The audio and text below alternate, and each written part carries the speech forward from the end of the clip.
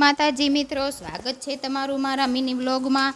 આજ તો સવારમાં જો જેલીબેનને સ્કૂલે પહેલો દિવસ હતો ને મોકલવાના હતા અને ઉઠતા નહોતા, કેમ કે 1.5 મહિનાનું વેકેશન ગયો અને 10-11 વાગે ઉઠ્યા હોય, એ કોઈ દિવસ 6 વાગ્યામાં ઉઠે।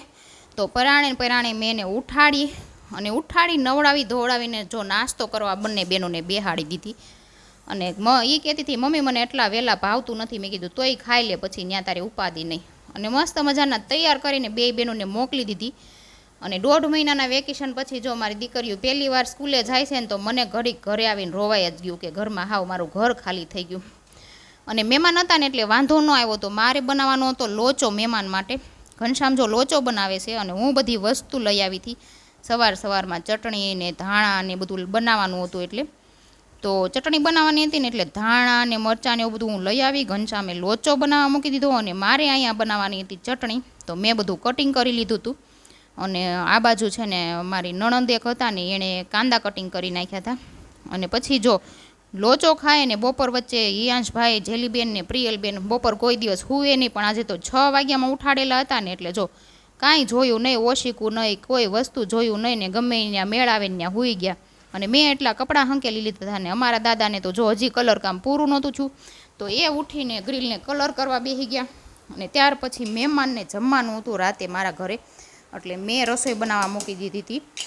એક બાજુ શાક અને એક બાજુ દાળ, અને નીચે હું બેસી ગઈ હતી કેરી લઈને, રસ કાઢવાનો હતો।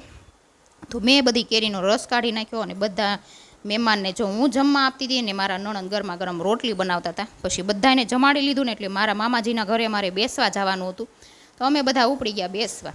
અને બહુ મસ્ત વાતાવરણ હતું ને તો હિયાંશભાઈને સાયકલમાં જ બેહાડી દીધા, અને એમને સાયકલમાં બેહાડીને અમે બેસવા ગયા બધાય। ત્યાં જઈને હિયાંશભાઈને તો જોઈ એક રમકડું હાથમાં આવી ગયું કે બંદૂક હતી ને, તો એનો અવાજ આવતો હતો ને તો એને બહુ જ મજા આવતી હતી। અવાજ આવે ને એટલે એ દાંત કાઢે કે મમ્મા મારે આવી લેવી છે। મેં કીધું સારું, હું લઈ દઈશ।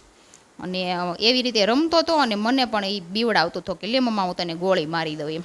ત્યાર પછી જો મેં બધાએ બેઠા લાડ ઘડી અને બધાએ વાતું કરી, અને નાના છોકરાઓ બધા રમતા હતા ને તો એને અમે જોતા હતા। અને મારા મામીજીએ શરબત કર્યું હતું, તો અમે બધાએ મસ્ત ઠંડુ શરબત પી લીધું।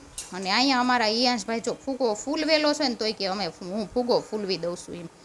અને બધા એને દાંત આવતા હતા હિયાંશને જોઈને। પછી છે ને છોકરાઓ બધાએ રમતા હતા અને અમે બધાએ શરબત પી લીધું અને થોડી વાર બેઠા, અને પછી ઘરે આવવાનો ટાઈમ થઈ ગયો હતો। તો આ બંને બહેનો કે ઊભા રહ્યો, અમે રસોઈ બનાવીશ, તમે જમીને જ જાઓ। મેં કીધું સારું હાલો બનાવી નાખો અને અમે જમી લઈએ। વિડીયો ગમ્યો હોય તો લાઇક, શેર, સબસ્ક્રાઈબ।